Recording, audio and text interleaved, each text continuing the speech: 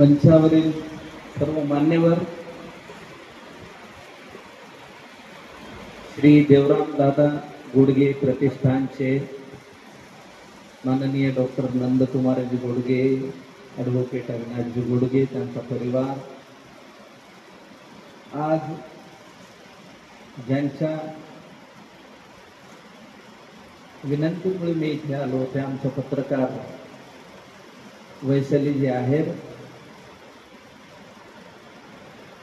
या पंचक्रोशीमध्ये आज ज्या 10वी आणि 12वीच्या गुणवंत विद्यार्थ्यांचा सत्कार झाला, त्यांचं सगळ्यात आधी मनापासून अभिनंदन, त्यांच्या पुढच्या आयुष्यासाठी खूप खूप शुभेच्छा।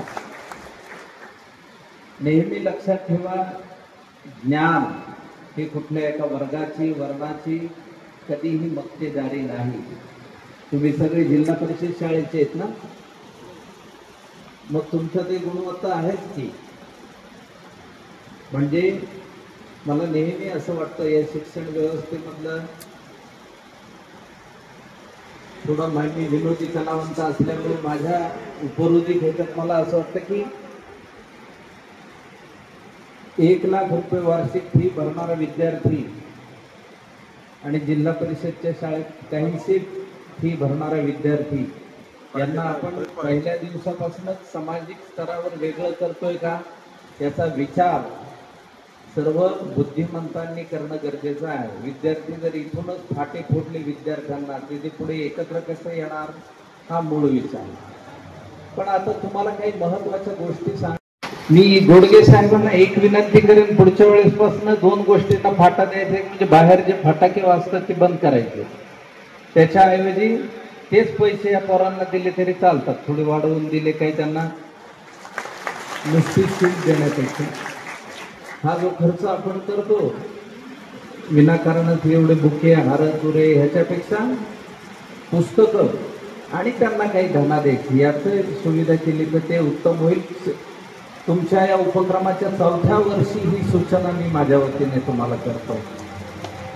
नंदकुमार गुडगेंचं काम या प्रतिष्ठानच्या अंतर्गत, त्यांच्या बंधूंचं काम हे खूप चांगलं आहे। खरं तर त्यांनी कोविड काळामध्ये सुद्धा प्रतिबंधक किट वाटलेले आहेत, ब्लँकेट्स वाटप केलेले आहेत, चारा वाटप केलेला आहे। सातत्याने समाजात ज्या गोष्टी घडत आहेत किंवा वृक्ष संवर्धन असेल, बऱ्याच ठिकाणी त्यांचं कार्य, काहीतरी समाजात चांगलं व्हावं असं वाटणारी ही मंडळी असतात, त्यांचं मुळात मनापासून अभिनंदन करावंसं वाटतं आणि अशा उपक्रमांसाठी तर निश्चितपणे करावंसं वाटतं। जे विद्यार्थी आहेत त्यांच्याशी मी आज बोलणार आहे, त्यांनी माझ्या गोष्टी बारकाईनं लक्षात ठेवायच्या आहेत। आम्ही शाळेत असताना मी सुद्धा तुमच्यासारखाच गरीब कुटुंबातनं आलेलो आहे, ग्रामीण भागातनं आलेलो आहे, पण आमचे मास्तर एक गोष्ट सांगायची नेहमी, मी ही नेहमी माझ्या भाषणात सांगतो। एक जपानी शेतकरी आपल्याकडे आला खेड्यात, आणि त्याला एक आंब्याच्या झाडाखाली बाजेवर एक जण निवांत झोपलेला दिसला। आता तो जपानी शेतकरी थोडा प्रोग्रेसिव्ह माणूस होता, त्यांनी त्याला उठवलं, म्हणलं मित्र हे मागं पसरलंय ते शेत कोणाचं आहे?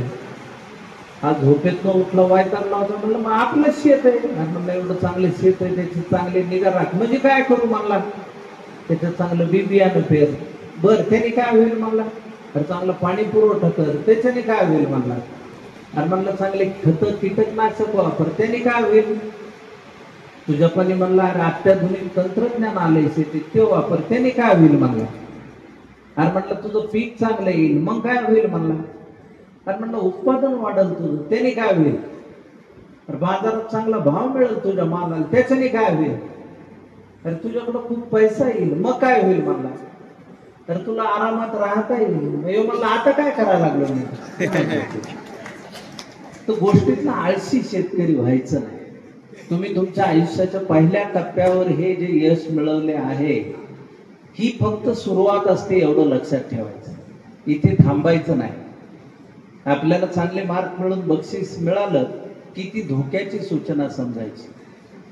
त्याच्यातनं 2 गोष्टी होतात, एक तर पुढं आपलं सगळं झालंय आता शिकून असं वाटण्याची शक्यता असते, आणि जी हुशार विद्यार्थी असतात ते घरी गेले की ते बक्षीस बाजूला ठेवतात आणि आपल्या कामाला लागतात, त्या गटातल्या विद्यार्थ्यांमधला आपल्याला व्हायचं।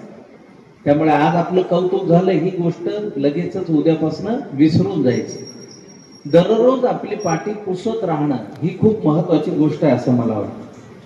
दोन पद्धतीचे विद्यार्थी असतात, आगाऊ विद्यार्थी असतात, उद्धट विद्यार्थी असतात. आम्ही आगाऊ विद्यार्थ्यांच्या गटातले. आगाऊ म्हणजे कसं की आमच्या आगाऊ विद्यार्थी आणि उद्धट विद्यार्थ्यांमध्ये फरक काय असतो? आगाऊ विद्यार्थी म्हणजे एखादा बंड्या नावाचा विद्यार्थी, मग तो आपला एका पेरूच्या झाडावर चढला होता आणि ते खाली काका आले, म्हणले बंड्या काय माझ्या पेरूच्या झाडावर कसं काय चढलं रे? नाही म्हणलं काका माझी विट्टी अडकली, ती काढायला लागली. अरे ती विट्टी 6 महिन्यापासून तिथं पाहायला लागलो मी, तवाच का नाही काढली? नाही तेव्हा पेरू कच्चे होते ना. म्हणलं काय? हा आगाऊ विद्यार्थी झाला. उद्धट विद्यार्थी म्हणजे शाळेत आलेला विद्यार्थ्याला गुरुजी म्हणले, अरे पिंट्या काल का नाही आला शाळेत? तो म्हणला काय काल आलेले काय कलेक्टर झाले काय सगळे? ती म्हणले आज का उशीर झाला? पिंट्या म्हणला माझ्या भरोश्यावर बसत जाऊ नका, तुम्ही शिकवायला सुरुवात करीत. म्हणजे उद्या उशीर आला तर तुझा कोंबडा करेल. म्हणला काळ्या रस्त्यात करा, झणझणीत करा. हा उद्धट विद्यार्थी झाला. तर आपल्याला आगाऊ विद्यार्थ्यापुरतं ठीक आहे, आगाऊ विद्यार्थी क्युरियस असतो. आमचे इतिहासाचे मास्तर पाटील सर होते. एखाद्या प्रश्नाचं उत्तर आलं नाही की जवळ बोलवायचं, काय नालाय काय म्हणायचं, तू एवढं साधं उत्तर तुला येत नाही, एक थोबाडीत द्यायचं म्हणायचं, तुझं म्हणजे जन्माला आले मेले फुकटचा हेलपाटा झाला. तर आपण जन्माला आलो मेलो असं फुकटचा हेलपाटा होऊ नये याची काळजी घेणं आपल्या सगळ्यांच्या हातात आहे. आणि आज आपण ती खूणगाठ बांधायची की मी जन्माला आलो म्हणजे काहीतरी करण्यासाठी आलोय, चांगलं करण्यासाठी आलोय, ही गोष्ट लक्षात ठेवायची. गोडगे साहेबांनी मगाशी व्यसनापासून लांब राहा असं सांगितलं. मला सांगा कुठल्या व्यसनी माणसाला आजपर्यंत कुठला पुरस्कार मिळालाय? त्याला एकच पुरस्कार मिळतो, तो म्हणजे हॉस्पिटल मधला अत्यंत तडफडून मृत्यू. त्यामुळे व्यसनापासून लांब राहायचं. व्यसन चांगली लावता येतात त्याच्यावर विश्वास ठेवा. वाचनाचं चांगलं व्यसन आजच लावून घ्या. कारण माझ्यासारखा खेड्यापाड्यातला माणूस मुंबईमध्ये गेला ज्याला काही माहिती नव्हतं, कारण मी वाचलं. पुस्तकं आपल्याला खूप मदत करतात. खूप पूर्वी माझ्या वाचनात विना गवाणकरांनी लिहिलेलं जॉर्ज वॉशिंग्टन कार्व्हर अशा नावाच्या एका वनस्पती शास्त्रज्ञाचं पुस्तक आलं. एक होतं कार्व्हर नावाचं. तर गुलाम म्हणून विकला गेलेला हा कृष्णवर्णीय माणूस पुढे जगातला एक उत्कृष्ट असा वनस्पती शास्त्रज्ञ झाला. त्याने टोमॅटोच्या खूप जाती शोधून काढल्या, त्याला नोबेल पारितोषिक मिळालं त्याबद्दल. त्याने आयुष्यभर वापरलेला कपडा हा फक्त 4.5 मीटर होता. तर जगामध्ये आपण आल्यानंतर असं काम करून जायचं, जर आपले पाय वाटा राहतील तर आपल्या खुणा राहतील. आज आपले मेंढवणचे यांच्या सुविद्य पत्नी सुद्धा इथं आहेत. बडे साहेबांनी आपण सुखरूप राहावं, आपण सुरक्षित राहावं यासाठी काश्मीरच्या बॉर्डरवर स्वतःचं हौतात्म्य पत्करलं. मला सांगा, देशासाठी आणि आपल्यासाठी काम करणारी ही वीर मंडळी आहेत म्हणून आज आपण आनंदात आहोत, सुखात आहोत. त्यांच्या नावानं आज गोडगे साहेबांनी पुरस्कार सुरू केला, त्याबद्दलही मी गोडगे साहेबांचं मनापासून अभिनंदन करतो. आपण चांगलं व्हायचं की वाईट हे कोणाच्या हातात असतं मला सांगा? बोला मुलांना, जोरात सांगा. आपल्याला संगती चांगली पाहिजे की वाईट हे कोणाला ठरवता येतं? आपल्या जवळपासचे मित्र जर आपलं जास्त कौतुक करणारे असतील तर त्यांच्यापासून लांब राहा. त्यांना फार शौक असतो, अरे तुझ्यात लई दम आहे, तू त्या वाड्यात उडी मारू शकतो, माहिती जा नाव मार उडी, ती जात पळून आणि ती वाड्यातलं जात तसंच. त्याच्यामुळे असे मित्र लांब ठेवा. आपण गेल्यानंतर काय होतं हे मला माहित नाही, पण समजा आपली देवाची भेट होतच असेल तर देवाने विचारलं खरे खाली काय केलंस, तर आपल्याकडे सांगण्यासारखं तर काहीतरी पाहिजे. 5 पोते तंबाखून 4 बागल्या चुना, एवढं पटकन कसं सांगता येईल? देवाला आपल्याला सांगता आलं पाहिजे मी प्रयत्न केला, मी हे जग माझ्या वतीनं माझ्या परीनं सुंदर करण्याचा प्रयत्न केला. आता तुम्ही मुलं घडणाऱ्या वयात आहात, त्यामुळे तुम्हाला एक सांगतो, इथं बसलेल्या मुलांना आयुष्यात कधी हुंडा घेऊ नका लग्नासाठी. जो हुंडा घेईल तो नामर्द, असं लक्षात ठेवा. मी हे तुम्हाला अधिकारवाणीनं सांगतो, कारण मी हुंडा घेतला नाही लागला. आणि मुलींनी सुद्धा, जे कुटुंब हुंडा मागतं त्यांच्या तोंडावर थुकान निघालं लगेच तिथला. कारण आपण आपली मुलगी स्वतःचं नाव बदलून तिच्या घरात जाते, तिला आपण लक्ष्मी म्हणतो, ती आपल्या मुलांना जन्म देते, आणि तिच्याशी लग्न करताना भीक मागायसारखं काय हुंडा घ्यायचं? आपल्या आईवरनं शिवी दिली तर आपल्याला राग येतो, पण ती आई स्वतःचं नाव बदलून आपल्यासाठी आपल्याला जन्म देते, आपल्या घरात येऊन, वेगळ्या घरात येऊन, वेगळ्या नावाने, म्हणून ते आपल्याकडे श्रेष्ठ आहे. आपल्या देशाचं नाव काय? भारत. हे पुल्लिंगी नाव आहे की नाही? पण आपण भारत माता म्हणतो. कशामुळे म्हणतो? कारण स्त्री शक्तीचं महत्व ओळखलेले आपण लोक आहोत. आज या सगळ्या गर्दीमध्ये मुलींची संख्या जास्त आहे, याचा मला आनंद आहे, अभिमान आहे. या मुलींनी पुढे होऊन खूप मोठं काम करावं आणि काही नियम ठरवता आले पाहिजेत, स्वतःशी घालता आले पाहिजे. या समाज व्यवस्थेमध्ये आपल्याला सगळ्यांना राहताना आपण काय करतो आहोत याकडे अत्यंत बारकाईने लक्ष देणं ही महत्वाची गोष्ट आहे. तर ही कसं घडतं? तर विचार आपला बदलला की आपली वृत्ती बदलते. विचार माणसाला घडवतो किंवा बिघडवतो, असा माझा विश्वास आहे. विचार काय करतो? एका गावात एक दिवस कार्यक्रम ठरला, एक कीर्तनाचा होता आणि एक लावणीचा होता. तर दोन मित्र होते गावात. तर ते लावणीवाला म्हणला चल लावणीला जाऊ, तो दुसरा म्हणला नको. टिळ्यावाला होता तो म्हणला नको, म्हणला महाराजाच्या कीर्तनाला जाऊ. दोघांमध्ये मतभेद झाले आणि मग टिळ्यावाला लावणीला गेला, टिळ्यावाला कीर्तनाला गेला, बिनटिळ्याचा लावणीला गेला. पण विचार कशी गंमत करतो बघा. टिळ्यावाल्याला थोड्या वेळाने महाराज आउट फोकस दिसायला लागले आणि त्याला वाटलं कोणती लावणी चालली असेल का. आणि तेच लावणीला बसलेल्या माणसाला ती बाई आउट फोकस झाली आणि तिला वाटलं महाराज काय सांगत असेल, आपले आयुष्य बरबाद व्हायला लागला असल्या नादात, आपण तिथं बसायला पाहिजे. ज्या क्षणी तुमचा विचार बदलतो त्या क्षणी तुमची वृत्ती बदलते. आता आपण स्वतःसाठी काम करतो आहोत हे ठीक आहे, तुम्ही तरुण आहात, पण ज्या दिवशी आता जसं गोडगे साहेबांनी सांगितलं की त्यांनी एक चिठ्ठी दिली आणि 2035 साली तुम्ही इथं प्रमुख पाहुणे म्हणून या, त्यावेळी समाजासाठी काहीतरी करण्याचं एक भागध्येय तुमच्याकडे असलं पाहिजे. आणि मी समाजासाठी चांगलंच करीन.